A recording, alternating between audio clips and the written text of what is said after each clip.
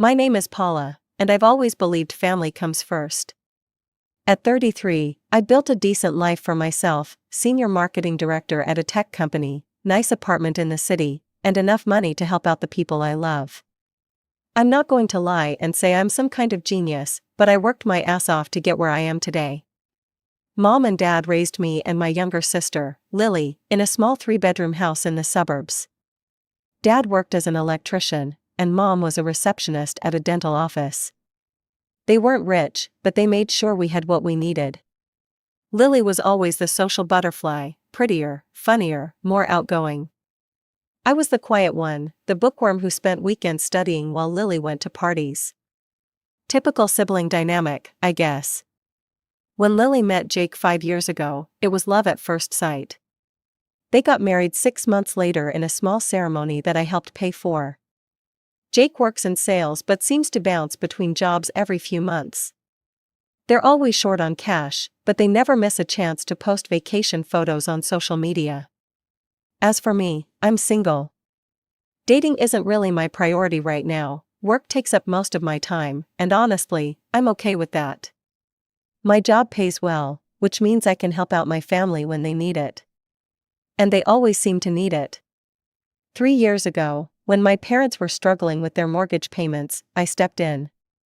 It's just temporary, Dad had said, embarrassed, just until we get back on our feet. I didn't mind.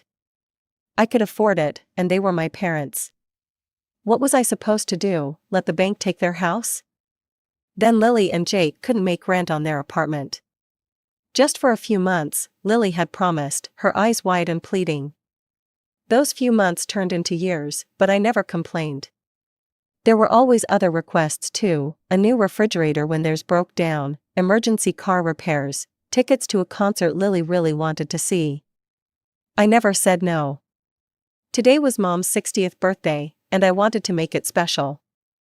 I booked a private room at Bellini's, her favorite Italian restaurant, and invited all her friends and relatives.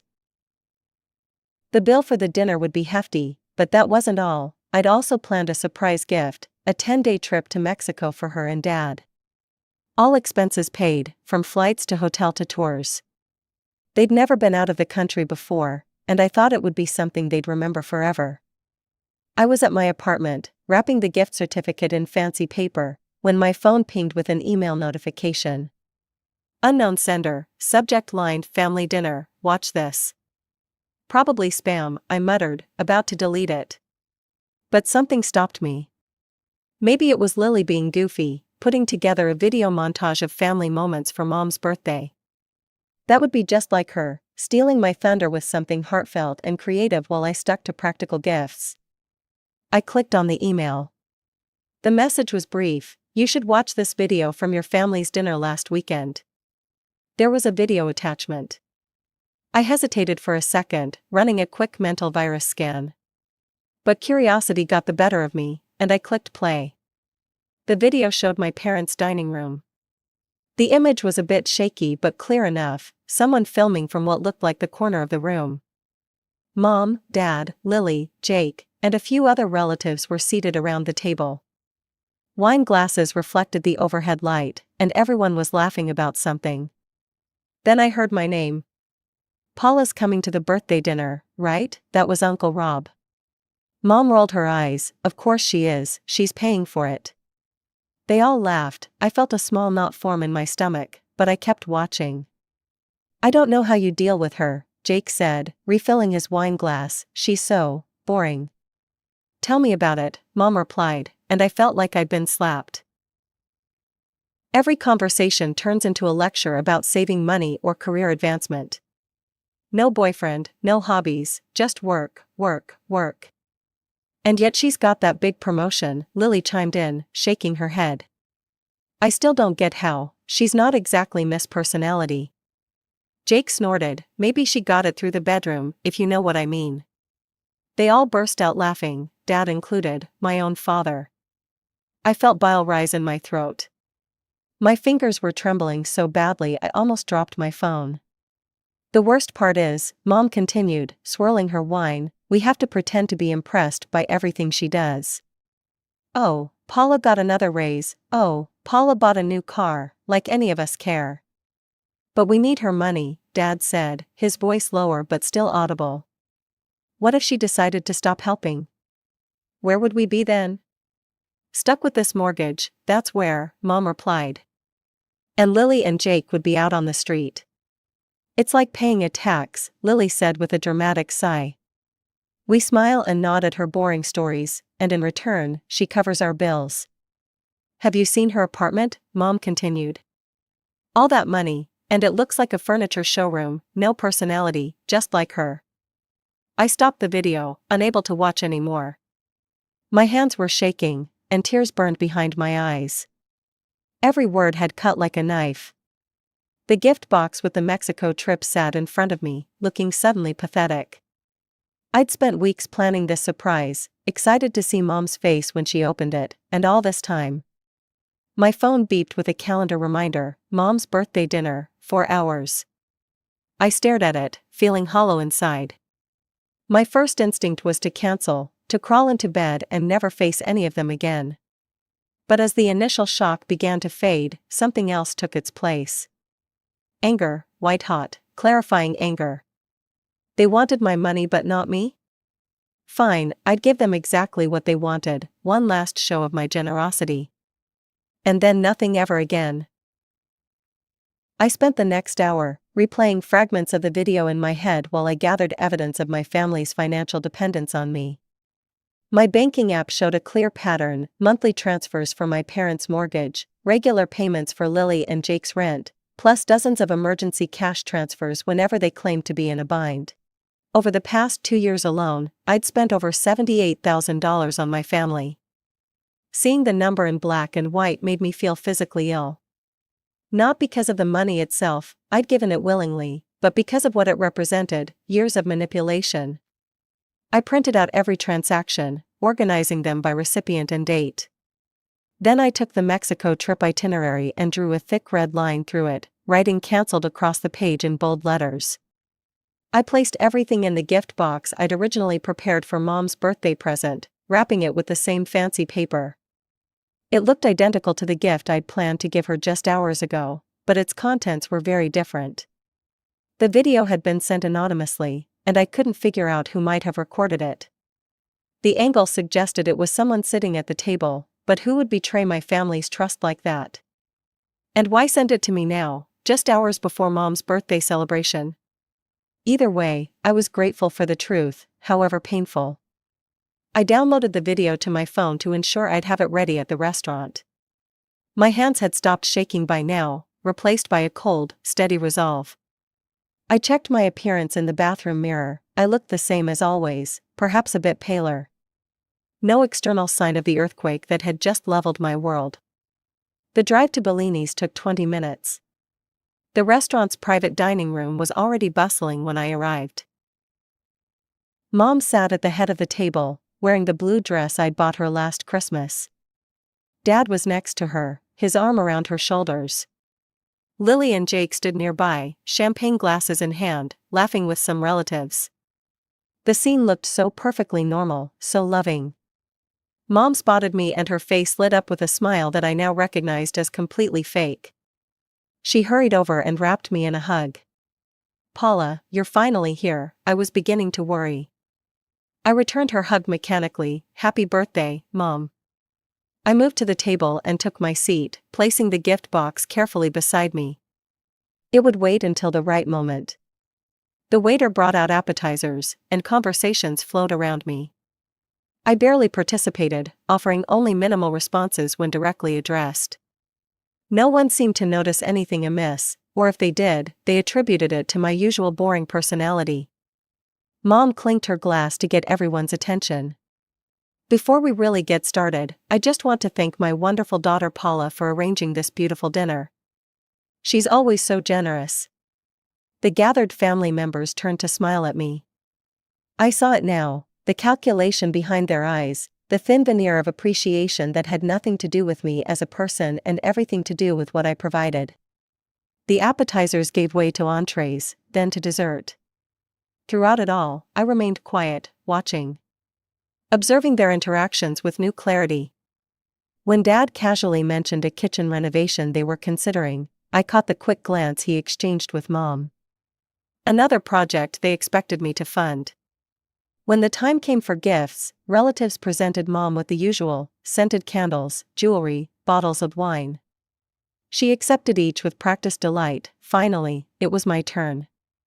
"Before I give my gift," I said, standing up, "I'd like to share something with everyone." The room quieted. I took out my phone and connected it to the small projector I'd asked the restaurant to provide, claiming I wanted to show family photos. "I received an interesting video today," I continued, my voice surprisingly steady. "I think you'll all find it enlightening." I pressed play. The familiar scene appeared on the wall, my family around the dinner table, wine glasses in hand. I watched their faces change from confusion to shock to horror as their own voices filled the room, exposing their true feelings about me. Mom's face drained of color, Dad stared at the floor, Lily's mouth hung open in disbelief. The other relatives shifted uncomfortably, some averting their eyes from the screen, others unable to look away from the unfolding disaster. When I finally stopped the video, the silence in the room was absolute. Mom broke it first. "Paula, sweetheart, you've misunderstood everything. We were just joking around." "It's obviously been manipulated," Lily added quickly. "Someone used one of those AI programs to fake our voices." "That's right," Jake nodded vigorously, "this is clearly a fake." The other relatives murmured in agreement, eager to defuse the situation. Everyone wanted to believe it wasn't real, that a family couldn't possibly be so two-faced. Then a voice spoke from the back of the room, "It's not fake." Everyone turned to look at Aunt Claire, Mom's sister. She stood up, shoulders squared. "I recorded that video last weekend," she stated flatly, "every word is real." Mom's shock morphed into rage. "You did this? How dare you? I've listened to you talk about Paula like that for years," Aunt Claire replied. I couldn't stand it anymore. She reached into her purse and pulled out several sheets of paper. "And here are printouts from your private family chat group. The one Paula doesn't know about." She handed the papers around the table. I took one, my hands numb. It was a screenshot of a messaging app with my family's names clearly visible. "Mom, Paula just called, she's paying for the restaurant for my birthday. We should ask her about a new washing machine next week." "Lily, good idea, Jake needs new tires too." "Dad, don't push too hard too fast, let her think it was her idea." "Jake, just bore her with praise about her promotion, works every time lol." I looked up from the paper to see Mom's face contorted with fury. "This is a violation of privacy," she shouted at Aunt Claire. "You had no right to share our private conversations, I could sue you for this." "I haven't even given you my gift yet, Mom," I said, my voice cutting through her tirade. I pushed the wrapped box toward her. "Open it." With trembling hands, she tore off the paper and lifted the lid. Her eyes widened as she saw the canceled Mexico trip and the stack of financial records. $78,436, I announced to the room. "That's how much I've spent on my family in the last 2 years alone. And this is how they repay me." I stood up, gathering my purse. "From now on, you're on your own. And Mom, if you sue Aunt Claire, I'll hire the best lawyer in the state to defend her." The room erupted into chaos. Mom burst into tears, Dad tried to calm her, and Lily screamed that I was being selfish and cruel. Some relatives looked ashamed, others seemed almost pleased by the drama. I drove home in a blur, barely conscious of the traffic lights or other cars. My phone kept buzzing with notifications, texts, calls, voicemails, all from my family. I ignored them all.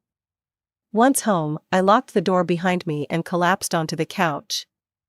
The numbness was wearing off, giving way to a flood of emotions: betrayal, hurt, anger, shame.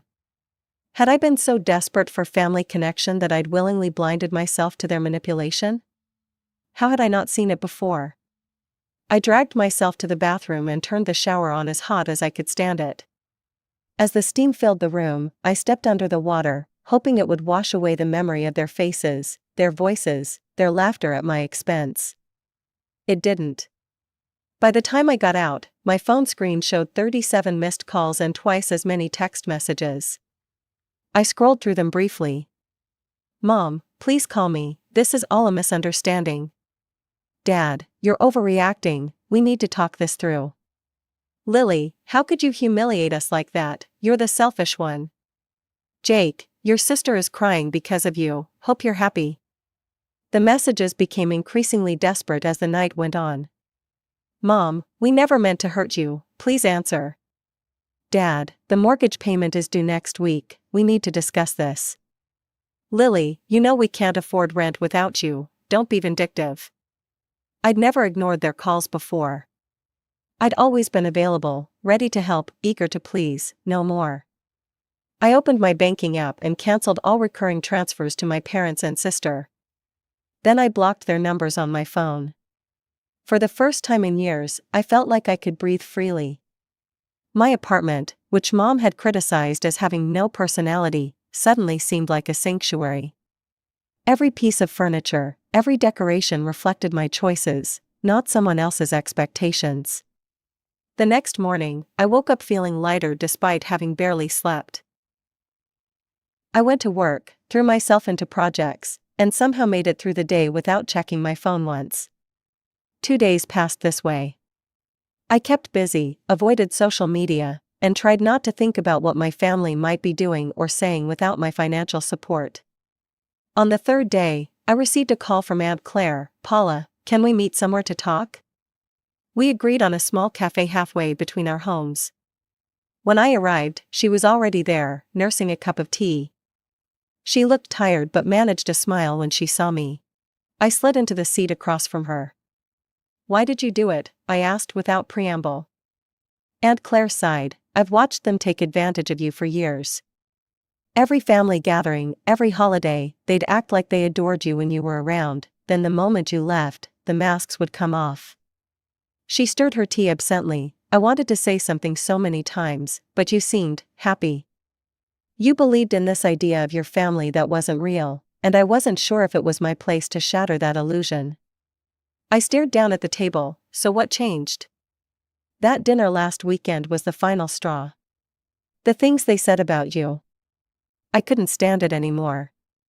I recorded it on impulse, not sure what I'd do with it. Then I heard about your big gift for Diane's birthday, and I knew I had to show you the truth before you spent even more on people who didn't appreciate you. We talked for over an hour. She filled me in on family dynamics I'd never noticed, how my parents had gradually increased their financial demands over the years, how Lily had learned to manipulate me by playing on my desire for closeness with my only sibling. Patterns I'd been blind to suddenly became obvious in retrospect. Before we parted, I hugged Aunt Claire tightly. Thank you, I whispered, for telling me the truth when no one else would. Days turned into weeks, then months. My life settled into a new rhythm: work, friends, occasional dates, hobbies I'd neglected for too long. I'd never realized how much mental space my family had occupied until they weren't in it anymore.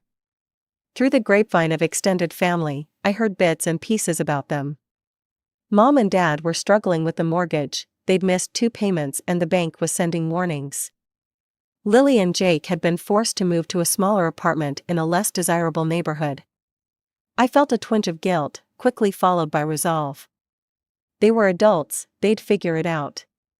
Some relatives took my family's side, calling me heartless for cutting them off. Others understood my position, especially those who'd witnessed the birthday dinner revelation. I maintained relationships with the latter group, including Aunt Claire, who became something of a surrogate mother figure to me. 6 months after the confrontation, I was leaving my office building when I spotted a familiar figure waiting by the entrance. Lily, looking thinner than I remembered, her hair pulled back in a messy ponytail. My first instinct was to turn around and find another exit, but she'd already seen me. I steeled myself and continued walking, my face carefully blank. Paula, she called out as I approached, please, just give me 5 minutes. I stopped a few feet away from her. What do you want, Lily? She twisted her hands nervously. I came to apologize for everything. We were wrong to treat you that way. I said nothing, just waited. There would be more, there always was with Lily. Mom and Dad are really struggling with the mortgage, she continued, her voice growing desperate. And I'm pregnant, 4 months along. Jake and I had to move to a cheaper apartment because we couldn't afford our place anymore. I'd suspected her apology wasn't genuine. Now I knew for certain. Congratulations on the baby, I said flatly, is that all? Tears welled in her eyes. Please, Paula, we need your help. Just until the baby comes, until we get back on our feet. We've learned our lesson, I swear. I looked at my sister, really looked at her. Behind the tears and the pregnancy, I could still see the calculation in her eyes. The same look she'd had when asking for money before. Nothing had changed except their circumstances. No, I said simply. Her face hardened instantly. You heartless bastard. Your own family is suffering, and you don't even care. I walked past her toward my car, her shouted obscenities following me across the parking lot. Once inside, I took a deep breath and started the engine. I felt nothing for the sister I'd once loved so dearly, no anger, no pity, not even sadness. Just emptiness. A year and a half passed since that confrontation with Lily outside my office. Life moved on, as it always does. I received a promotion at work, took up hiking on weekends, and even started dating someone, a quiet, thoughtful man named David who valued honesty above all else. Through my occasional contact with Aunt Claire and the handful of relatives I still kept in touch with, I heard fragments about my former family. Mom and Dad were consistently behind on mortgage payments, living under the constant threat of foreclosure but somehow always scraping by at the last minute. Lily had given birth to a boy and moved back in with our parents to save money. Jake was working 2 jobs but still complaining about never having enough. They'd all adapted to life without my financial support, though not gracefully. Sometimes, usually late at night, I'd wonder if I'd made the right choice. Cutting them off completely had been harsh, perhaps unnecessarily so. Then I'd remember the video, their laughing faces, their mocking words, and the doubt would vanish. They'd never loved me, they'd loved what I could provide. There's a world of difference. Last Christmas, I received holiday cards from both Mom and Lily. Mom's was formal, almost businesslike, with no personal message beyond the pre-printed greeting. Lily's included a photo of her son, my nephew, and a brief note saying she hoped we could someday reconcile for his sake. Neither mentioned money directly, but the implication hung between the lines. I sent no cards in return. During a spring dinner with Aunt Claire, she mentioned that Mom had reached out to her, seeking reconciliation. She claims she's realized her mistakes, Aunt Claire said, skepticism evident in her voice. Says she misses having you in her life. I raised an eyebrow. Did she happen to mention this before or after asking if you knew about my financial situation? Aunt Claire smiled wryly. After, of course, some things never change. In the months that followed, there were more attempts, emails from Dad explaining how they'd misunderstood each other, a letter from Lily detailing the hardships of raising a child without adequate resources. Each message carefully crafted to invoke guilt without explicitly asking for money. I deleted the emails and threw away the letters without responding. One Sunday morning, I was shopping at the farmer's market when I literally bumped carts with Lily. She looked older, more worn down, with dark circles under her eyes. The baby, now a toddler, sat in the cart, playing with a toy. For a moment, we just stared at each other, both too surprised to speak. Her son looked up at me with curious eyes, eyes that reminded me of my own in childhood photos. A small part of me ached at the realization that I didn't know his name, that I probably never would. Lily recovered first. She straightened her shoulders and nodded stiffly. Paula. Lily, I replied, keeping my voice neutral. The child babbled something, reaching toward a display of apples. Lily absently handed him one, her eyes never leaving my face. I expected more manipulative pleas, maybe tears or accusations. Instead, she simply said, "We're doing okay, you know, without your money." "I'm glad to hear that," I answered, and was surprised to find I meant it. She hesitated, then pushed her cart past mine. "Goodbye, Paula." Goodbye, I echoed, watching them disappear around the corner. That brief encounter affected me more than I expected. Not because I missed them or regretted my decision, but because I realized how completely my life had moved on without them. They were strangers now, people I'd once known but no longer needed. The last update I heard came from cousin Mark at Aunt Claire's birthday dinner last month. Apparently, Dad had found better paying work, and they'd managed to refinance the mortgage. Lily was taking online classes while raising her son, hoping to finally earn a degree. They were struggling but surviving. Just like millions of other families who didn't have a relative to bankroll their lives. Sometimes people ask if I miss having a family. The question always strikes me as odd. I do have a family, it's just smaller now, and built on genuine connections rather than obligation or financial dependence. Aunt Claire, my handful of supportive relatives, my close friends, David, they're my family now. The people who see me for who I am, not what I can give them. As for Mom, Dad, and Lily, I don't hate them anymore. I don't feel much of anything toward them, to be honest. They shaped my early life, for better and worse, but they're not part of my story now. And I'm perfectly okay with that. I still have the video Aunt Claire sent me. I've never watched it again, but I keep it as a reminder, not of their betrayal, but of my own worth. Of the lesson I learned that day. Last week, I finalized plans for a trip to Mexico, the same destination I'd once planned to send my parents to. But this time I'm going with David and two of our closest friends. When I booked it, there was no twinge of regret, no wistful thoughts about what might have been. Just excitement for the adventure ahead. That's how I know I've truly moved on. My life isn't defined by what I lost or left behind. It's built on what I've found and what I've chosen, people who value me for exactly who I am, not what I can do for them.